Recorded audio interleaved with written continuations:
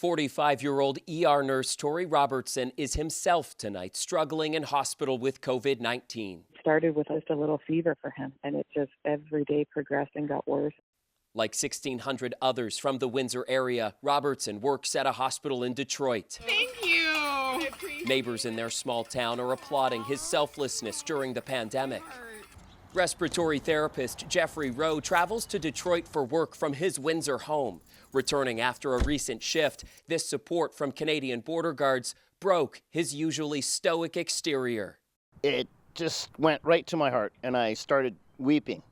And it was just such a cool shot in the arm that got my spirits up.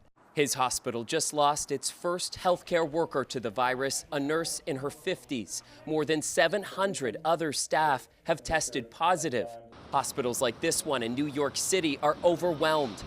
And Detroit is preparing to be next. With more than 5,500 cases, it has more than the whole province of Ontario. Across the river, Windsor just has 230 cases. Nearly 20% of those infected work at American hospitals. Despite the threat of bringing COVID back, Windsor Public Health says that over-the-border work must continue.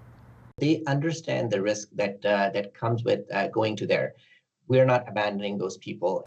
Healthcare staff in the region now have to pick one hospital to work at to prevent the spread of the virus between facilities. Some feared a recent diplomatic dispute between the U.S. president and Canada over potentially banning exports of American respiratory masks could escalate into a hard stop at the border, even to essential workers. I'm comforted that bright minds will prevail, that Twitter politics will not prevail at the end of the day, and that the right thing will be done.